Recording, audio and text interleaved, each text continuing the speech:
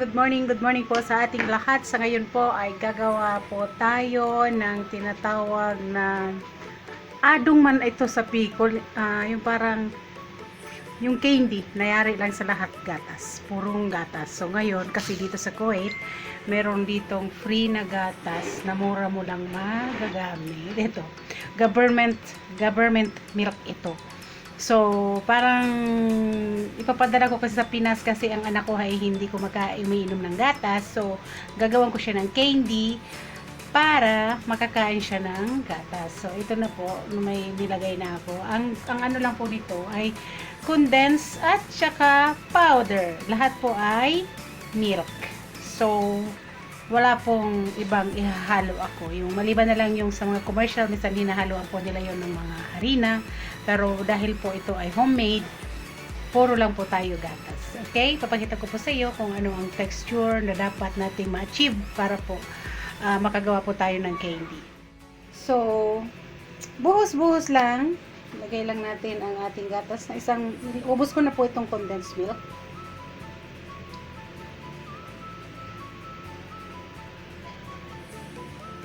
Yan.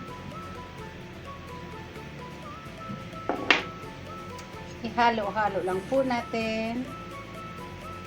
Ihalo. Wala pa ako sa inyo ibibigay na measurement kasi hindi naman ako si master chef. So ngayon, buhos-buhos lang hanggang ma-achieve natin ang ating goal na kung anong kalapot.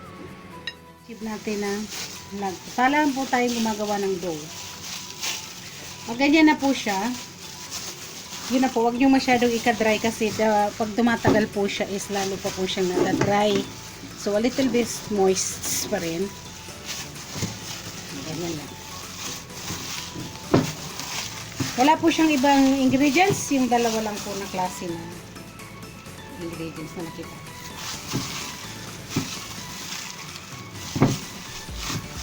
Okay.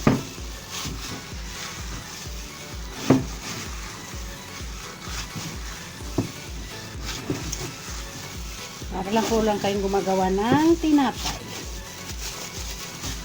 Nagawan ko ito kasi ang aking anak ay hindi nag-iinom ng gatas. Pero paborito niya ang ganito.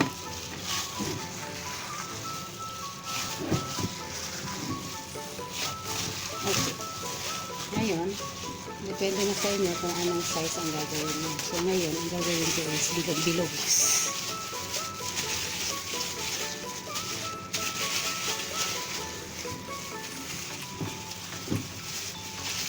Pansarili lang naman po ito. So ganito lang po ka-easy ang paggawa ng pastillas. Yan. Bahala na kung maliit o malaki kasi.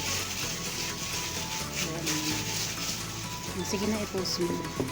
So ganyan lang po. Minsan may gusto mo rin gumawa, mas prepare ko rin yung pahaba kasi parang ang sarap ngata-ngatain.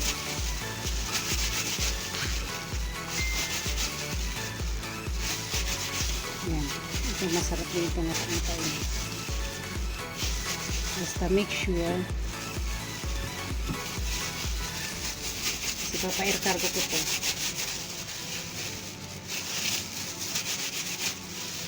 Pastillas! Pangsariling pastillas! Kung meron po kayong mabili na condensed with flavor, meron po niyan sa malaking store, kaso lang hindi po ako nakabili, bumili lang ako sa maliit na tindahan. Meron po dyan nabibiling condensed milk na ubi flavor or pandan flavor. Yun na lang po ang kunin nyo para instant may flavor na sa inyong pastillas. Kinuha ko dito kasi alam niyo naman. Okay. Gusto ko yung ano eh.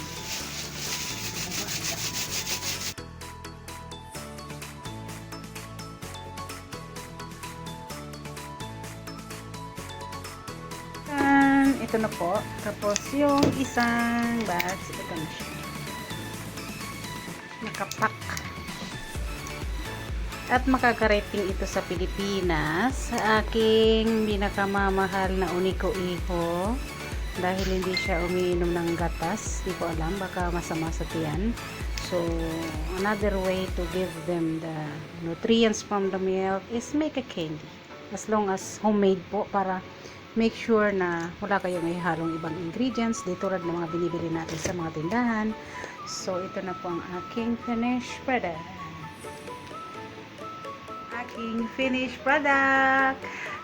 Wala naman po masyadong ihahalo tayo. Magkakaroon lang po tayo ng mixture according po sa parang po tayo gumagawa ng dough. So, isang condense ito ang nagawan ko at meron pa siyang isang tira para sa akin. Ito ang tinatawag na pastillas.